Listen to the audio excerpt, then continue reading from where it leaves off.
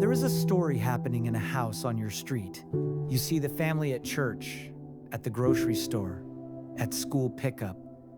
You see a portrait of a normal life. But often, the most dangerous stories are the ones we can't see. The ones that unfold in the quiet spaces, just below the surface. This is Peace Interrupted. Season 1, Sarah's story, is brought to you by The Journey and the Process. You know, we talk a lot about the hard stuff, trauma, abuse, and the toll that it takes on your mind, body, and spirit. And we want you to know you don't have to walk that alone.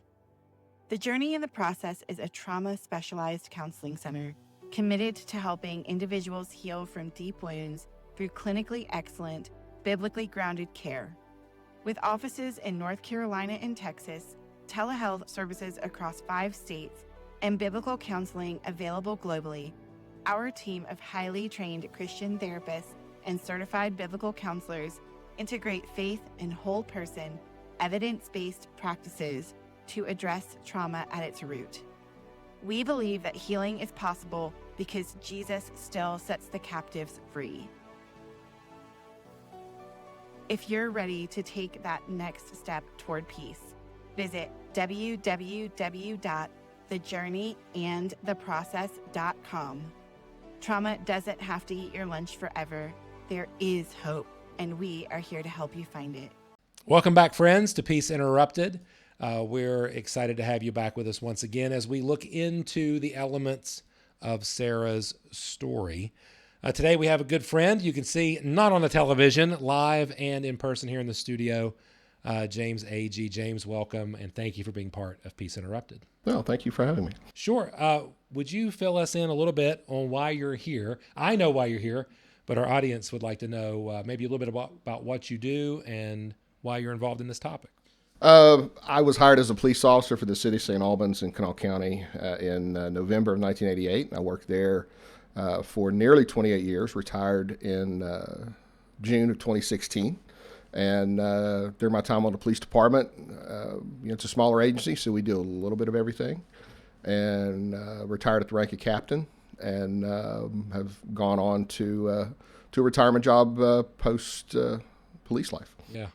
So being in a municipality, being a city police officer, just a guesstimate, what percentage of your calls maybe would have been domestic related?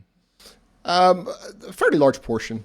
It is. I wouldn't say it necessarily dominated what we did, but it was frequent enough to where it was not anywhere near an anomaly or anything. So it's pretty normal.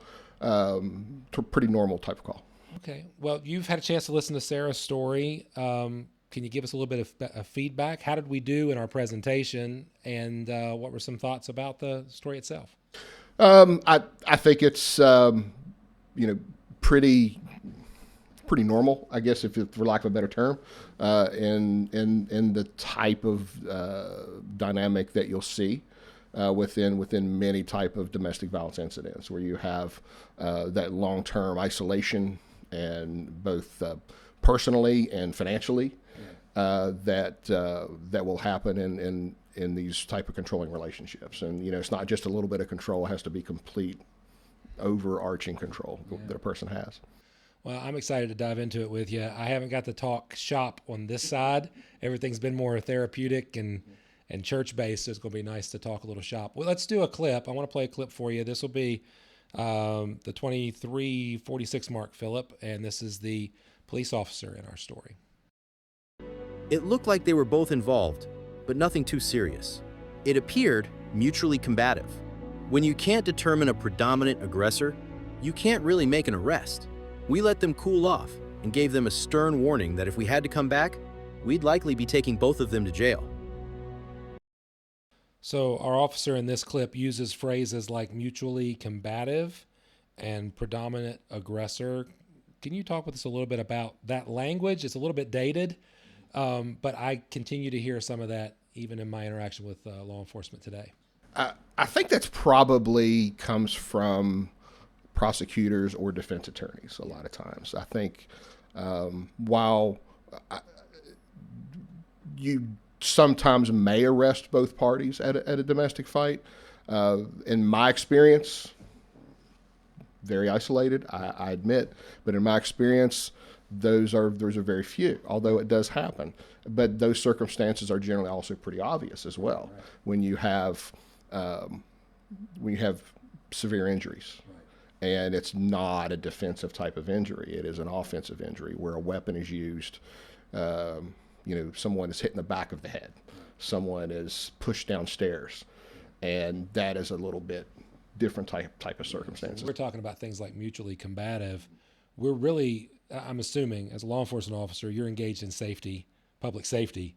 It's like, okay, this needs to be handled in the courts. Correct. Because we cannot leave either party here, right? And that's how it was done in the old days before domestic violence was even a separate crime in many states, and it was considered a civil issue. And then now in my state, it's been a crime in this state since about 1990 as a separate crime. And what that means is the police officers, and it was a huge revelation in police work in the 80s, when I believe it was in California maybe, mm-hmm. that the police officer could charge a misdemeanor arrest without having witnessed it, yeah. Just based on the evidence that they've generated at the scene or witnessed and statements that they've taken. Yeah. So the burden still exists for law enforcement officers, but we have given them freedom to use wisdom, observation, history, narrative, interviews on scene. So when the officer here talks about predominant aggressor, I get the sense that maybe he's missing something. He's looking for something overt rather than maybe gathering some information from Sarah. There could be a lot of going into that potentially. It could be the culture of the agency. It could be probably a little bit of a negative influence of his superior officers who just don't want to deal with these types of crimes unless it's painfully obvious. Mm-hmm. It could be a little bit of a dig on the prosecutors in that jurisdiction who oftentimes don't want to prosecute these cases. Prosecutors, in my experience, I kind of pick on them a little bit, but they want slam dunk wins a lot of times. And in these types of cases, you may not be able to get that. You may have some issues with your judicial officials within that jurisdiction as well. And so there could be a lot of things that work into that type of an attitude. Yeah, so there's a lot of complexities on scene for this officer in his mind. And maybe he is even, you bring up the prosecutor, he maybe was even instructed. I mean, if it's not a slam dunk, we don't prosecute. And so rather than operate on safety or even the legal standard, maybe he's got an elevated standard. All kinds of things, I guess. There could be a lot of things in there. And I'm not even beginning to touch on if the person has some standing in the community that can complicate things. My experience, it usually doesn't matter as much. That tends to make the officers actually cross their T's and dot their I's a little bit better. But I think from what he's saying, these fictional officers here where there could be a lot of reasons they could feel that way. So I looked at the scene and thought, okay, if we interviewed Sarah, if there was going to be arrest made, and I'm not sure there was going to be, if there was going to be an arrest made, it probably should have been Mark. But at the very least, we could have done some resourcing. Here's what a personal safety order looks like. Here's what a restraining order. Our state's a DVPO. Is that something that police officers should be familiar with, or they? And as I remember the code, again, I've been out of the job for a little while, but as I remember the code, we're mandated to do that. And we would often have a pamphlet that's provided to us by the different service agencies, by the local shelters. And there's, in the 90s, in the early 90s, there was very few resources. Now while still probably not enough, there's a lot more resources today, at least in our area. And at the end of the day, the officers are still free to say, hey, would you like a ride someplace if the male won't leave? And I know there's not going to be an arrest for whatever reason. This woman is just adamant nothing has happened. Nothing has happened. Nothing has happened. Nothing has happened. We are kind of hamstrung at that point unless we have some more obvious violence at the scene, holes in the wall, destroyed furniture, turned over furniture, things of that nature, some witnesses that have heard things, maybe heard threats, maybe a 911 call where the dispatchers kept a person on the line. And the 911 centers have digital recording now, and those can be very clear. So absent something like that, there's not going to be an arrest. Then, yeah, we're going to talk about resources. We're going to offer to give somebody a ride away. And that ride could be not even close. It could be, I can get you someplace safe. Is it an hour away? We'll figure out a way to get you there. And I think that's one of the things that doesn't get mentioned enough about police work. Obviously, everybody talks about the bad apples, and they do spoil the bunch. We need to address it swiftly. But the police officers who go out of their way, and it's not out of the way, it's actually part of your job, but to say, oh, I don't care if it's an hour away. We'll get you there. If I can't drive you the whole way, I'll get a relay with another agency, and we'll get you there. And you know, I've seen that happen a lot of times. You know, I need to get somebody from Charleston to Huntington. You hit with the sheriff's department here, to Putnam to Cabell, and they get to where they need to be. So abuse is more than physical violence. It's more than the code. We talk about this a lot in our world, listener, and James, you've been around enough that you know we talk about this. Something can be completely legal and utterly sinful. Right. You, however, as an officer on scene, you're bound by the code. Correct. Right? So can you talk to us a little bit about that overlap of coercive control and the code? How does an officer who's informed on coercive control navigate a call like this when maybe there's no overt evidence, but you know that there's coercive control that you're witnessing? I'm going to speak to the West Virginia Code because that's what I'm very familiar with. We're talking about generally two specific crimes: domestic assault or domestic battery. And those are very word specific. With domestic battery, I have to have that physical contact of some sort of insulting, threatening, or provoking manner, or cause an injury, and that person has to be a household member. And if I don't have that type of contact, if I don't have some sort of physical contact, now let's stretch that a little bit. What if he spits on her? Right. Well, that could be physical contact. I would argue that. Right. I've seen convictions on that. And if it's not a contact, was it some sort of a threat to do one of those things? Yeah. And then we have your domestic assault. If I can't establish that, if I have overturned furniture, I cannot specifically determine whether something was said. Absent I see an injury. Now, if I see something that indicates marks on her, whether it's he pulled a necklace off of her, well, that's a contact now, and that's definitely, I would say, insulting and provoking. Yeah. And there we have it. So there could be a lot of ways to get there. So the officer has to know the code. They has to know how to apply it, and that comes from training. Comes from experience, and it comes from watching good officers practice their craft and do their craft. But then they have to apply it, and and to give the officers a little bit of grace in this too, they're judged by their actions, and I think they're all for that. But now we're doing that at 1 a.m, 2 a.m, and I have a 1, 2, 3-year officer making that decision. Or I have a young sergeant. I have a lot of young officers that a lot of times they're the ones on night shift, and they're making that decision based on what they see. Yeah, I think that's super helpful and something that a lot of folks may not realize. Like any job, when you're the captain, you're working when you want to work. When you're the sergeant and you're a road supervisor, I mean, the desirable shifts are during the day. And so it's usually rookies. It's usually lower ranked guys overseen by sergeants when they need them early in the morning like this. That's a lot to ask for a 20-something-year-old who maybe hasn't witnessed it yet. So it is important to have a little bit of hand-holding, a little bit of wisdom, and a little bit of vision. But domestics don't normally happen during those daytime hours. They don't. Now, it doesn't say they haven't. I mean, I've had domestic fights at a graveside during a funeral. So it really can happen anywhere, and officers need to be able to handle those calls. Yeah. And that's why we have training. That's why we have field training. That's why we have yearly evaluations. That's why we have officers that go, hey, you could have said that better, done that better, and it's an ongoing process on handling these calls. This is a hypothetical scene, obviously, and I don't want to be delicate because I don't want to put you too much on the spot. But even as you're talking, I'm thinking, okay, I feel like if James walks in as a supervisor, he's going to ask questions and look for evidence for a variety of crimes. You are there to enforce the law. And in what we have claims of restraint, which could be a domestic battery, if we can get confirmation. And I feel like you're going to ask Mark some questions I want to get to in a second. We've got the crushed locket. We don't know if she was wearing it or not. We want to investigate that. There's probably been some words stated. And then I think in recent years here in West Virginia, we have Selena's Law now, which is unlawful restraint.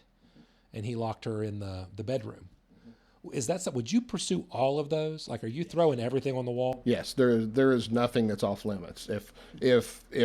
If I just run his name and he has a warrant out for his arrest for something, well, now that's low-hanging fruit. He's just in handcuffs right then, and then we'll figure out the rest of this later. And then we have a little bit of time.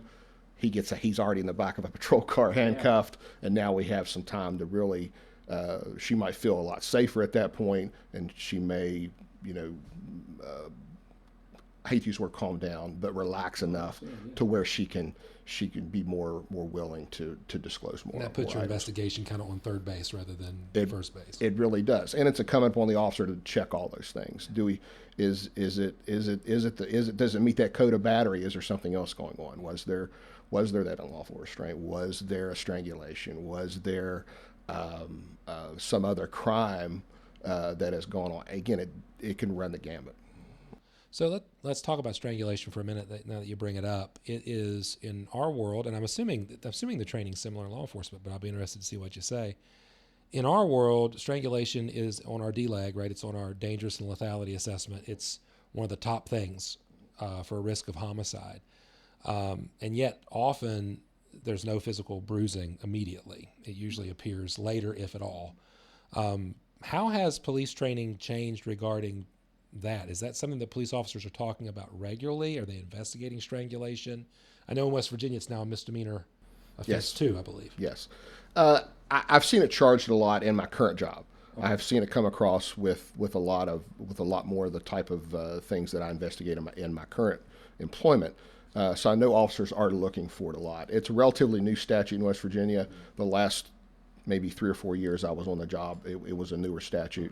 And we did start to see it a lot. And yes, bruises aren't going to show immediately. It's just science. But there may be red marks. There may be something else going on. There may be, some hoarseness in it. But again, there could also be some witnesses. There could be, if she's on the phone to 911 and has the phone down or the phone has fallen but is still broadcasting, you may be able to hear evidence that sounds like, that could be he could be choking her in some manner.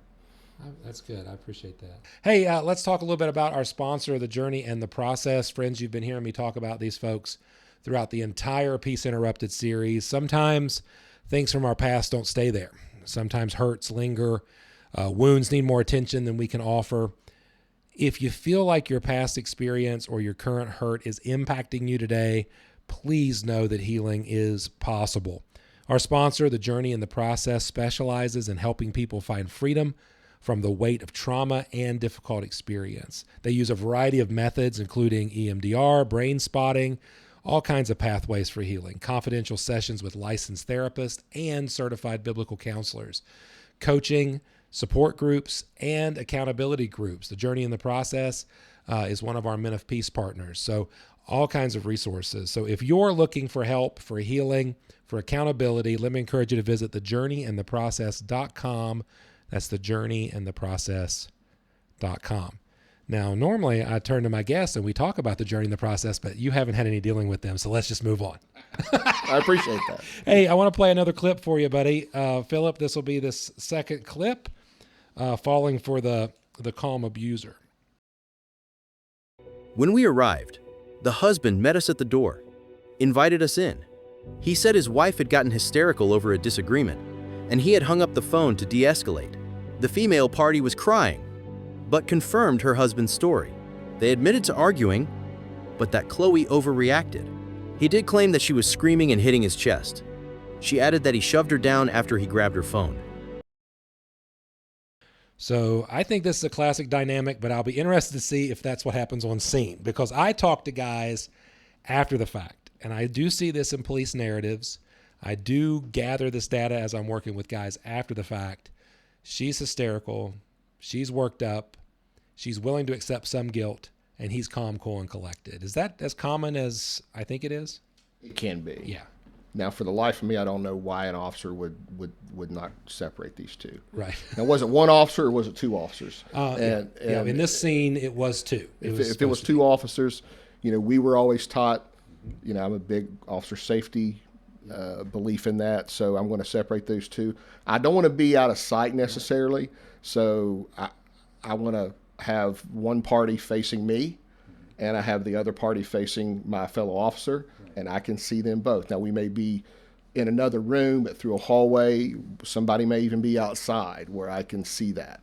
And, we want to have some sort of separation because if I want to talk to the victim, I need to get that, what she experienced, and if she is truly that fearful, then she obviously doesn't want to say that very loudly.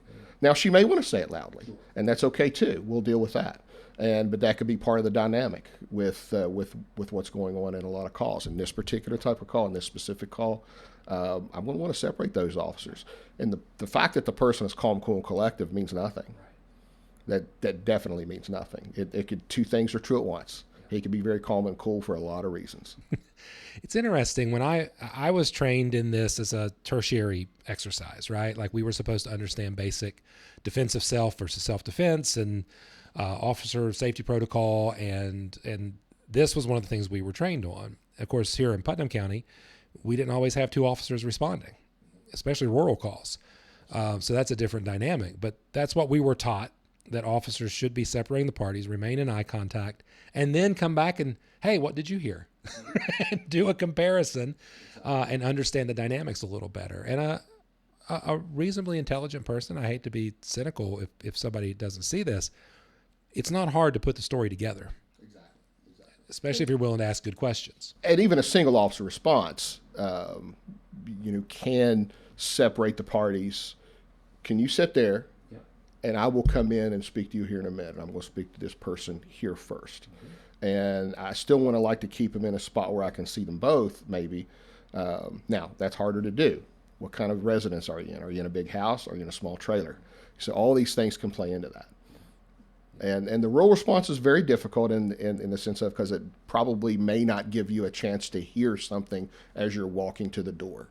Yeah. In it where there's street lights and there's a city, I'm going to park a house away and walk up and listen and hear, because then I can get a lot of evidence that way. Right.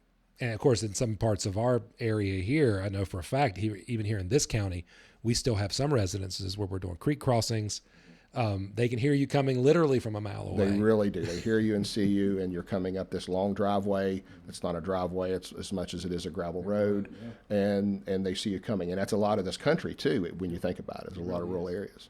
Yeah, so a little bit of grace to the law enforcement officers, that there's a best practices, and then sometimes that's the ideal, but then sometimes there's a real, and we still want to do best practices, which means we want to get each individual's story. We want to do that to collect data. I would say collect data. You would say collect evidence, I would think, because we are looking to not just make an arrest, but to protect people. Absolutely. And that, in your case, would mean if we can get an arrestable offense, we'll take it.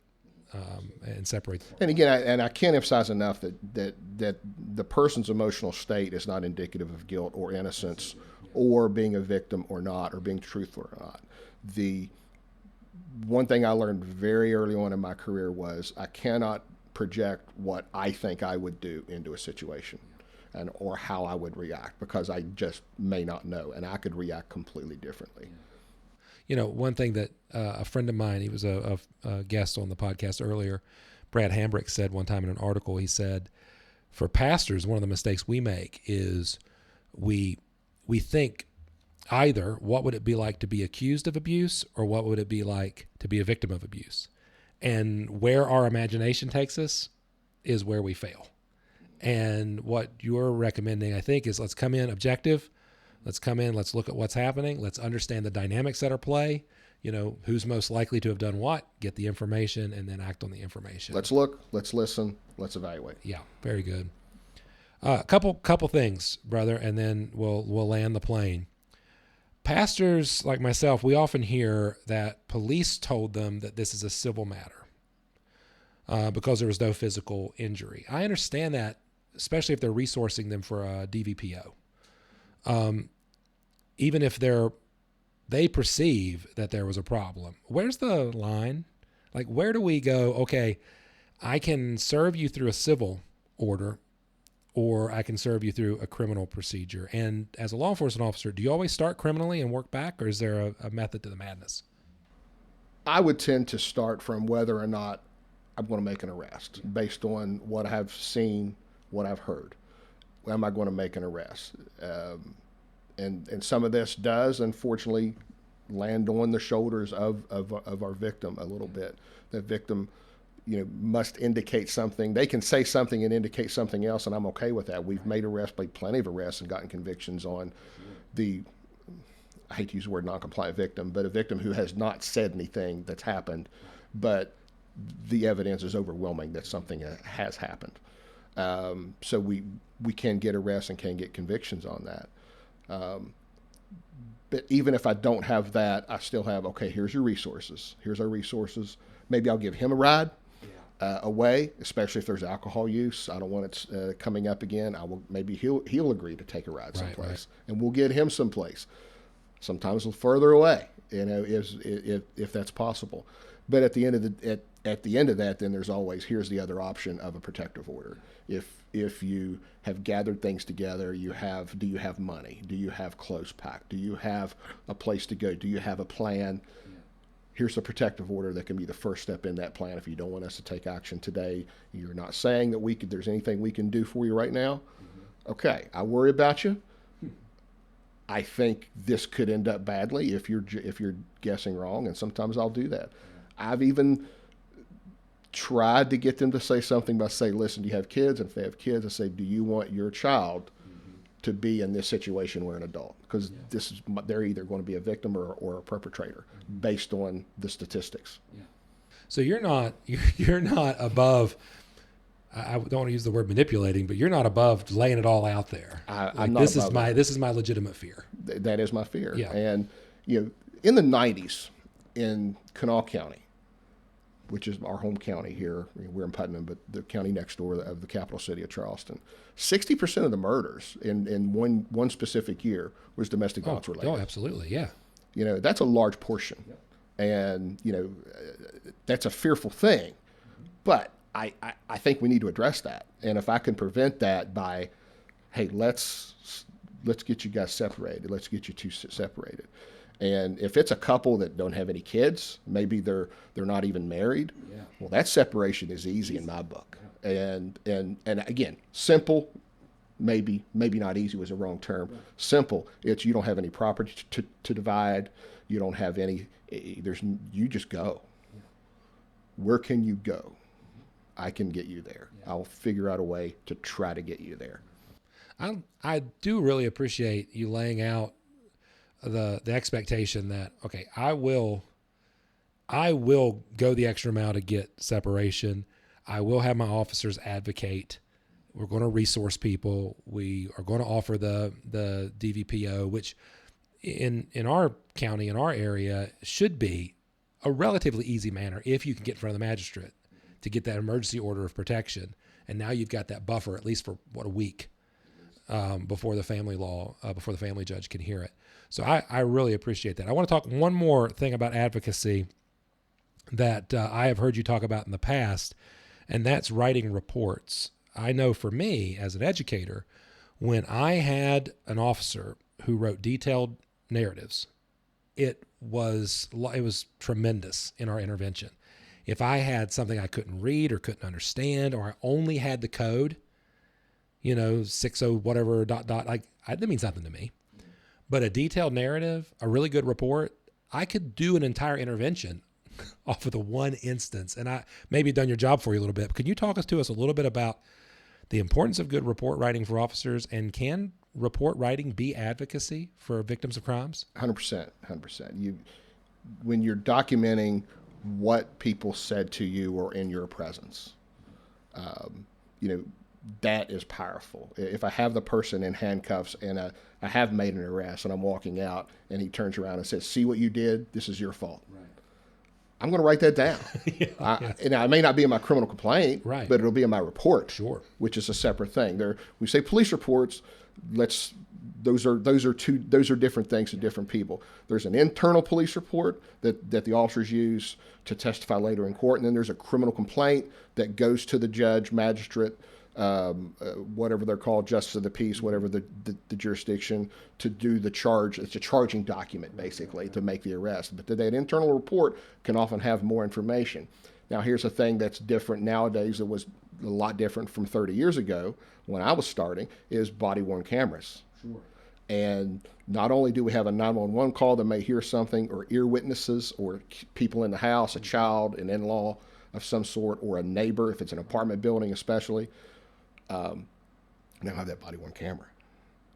And it may not capture a lot of images because specifically where they wear it, but the audio will often, it's a game changer. the audio will work great. So for a police report not to be complete based on that camera, I think I hope that we're seeing that as a lot more rare nowadays. And that body-worn camera then becomes part of the case file. And if anybody's doing services after the arrest or after a conviction or some sort of probation, well, that probation officer gets it. The intervention training or whatever that person has to undergo, they have access to that. And maybe, I can tell you, I never had access to one. Yeah. And I, for years, was like, that's what I want my taxes to go to. Like, a body-worn camera protects officers from Protects everybody. corruption. It protects people from overreach, and it protects victims of crimes in the moment. And I would have loved to have had that information. And it becomes part of the case file because, the defense attorney wants that. Yeah. And they put that in their motion for disclosure. Is one of the things it's body-worn cameras and any recordings that may be of the incident at the scene. And I've often wondered if some intervention programs, they don't maybe the offender make them watch that camera. Yeah. Make them watch that. I would have loved to have had a transcript because I'm big on words. And we could have actually walked through the actual words that would said. Because, when you get the story secondhand, it changes. It makes you look really good. And people tend to have selective memory. They do have selective memory. I didn't say that. I didn't say it that way. And then when you show that they said it, it's like, well, I didn't mean it that way. Right. Well, now let's talk about that. Yeah.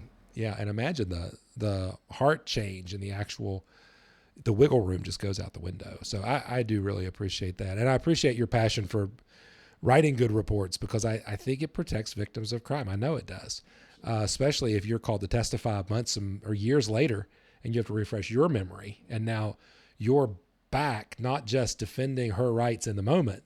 Now you're trying to protect her years later. And having that report allows you to remember exactly what happened. And It doesn't end with the arrest. No, it doesn't. Brother, thank you, man. This has been helpful. I hope the listeners have enjoyed it. I love Cop Talk. Welcome to Cop Talk. It's a whole separate podcast. Yeah. Any words for victims, perpetrators, people helpers when it comes to we in the church interacting with law enforcement, or just your role? I didn't mention your role in the church. James is a believer. He's been part of our church for years, former president of our board, and so has a deep faith, was discipled through his college years, have really impacted him. But anything you want to add or say to our listeners? I think as a helper, and you may encounter that person that's asking questions that you know for your experience as a victim, is probably a victim, and they're asking questions. Listen. There may be something you can take an action on. There may not be. It may be, quote, hypothetical. But, maybe it's something simple of, hey, can I leave a suitcase at your house? Yeah. Okay. Sure. Absolutely. Because I've heard of that happening. Yeah. I'm starting up this bank account, but I need someone else's name on it besides mine. Can you do that for me? Yeah. Again, I have heard of that happening before. Yeah. So, be receptive to the help that may not. It is a cry for help a little bit, but maybe they're getting ready. Maybe they're working up their courage. Yeah. And that phone may ring at 3 a.m, and because that's when they happen a lot of times, or it may happen. The phone may ring on a weekend. Yeah. And be receptive to that and be open to that. And again, I think if the helpers out there are going to do that anyway. Yeah. But Yeah. those are some things that I have heard as a person that's really working up that confidence. And it could be a family member. It Sure. it could come from the person that lives across the street from you that you've said 3 words to. Wow. Yeah. But they trust you for whatever reason. Yeah. Thanks, James. I really appreciate it. Thank you, listener, viewer, for being part of Peace Interrupted. If you could do us a favor, we'd really appreciate it. We're wrapping up season 1, but we need your help. So if you could spread the word about season 1 by rating, reviewing, subscribing, following, whatever the platform you're listening or watching on asks you to do, it helps us tremendously. It lets other people find Peace Interrupted, and it lets the platform know that you value Peace Interrupted. Also, would you share Sarah's story? We want it to be an educational tool that the church can utilize, and so you sharing that story with your friends and ministry leaders is a tremendous help. Well, friends, thank you for being part of season 1, and remember what Jesus said, that the light shines in the darkness, and the darkness has not overcome it. You know, we talk a lot about the hard stuff, trauma, abuse, and the toll that it takes on your mind, body, and spirit.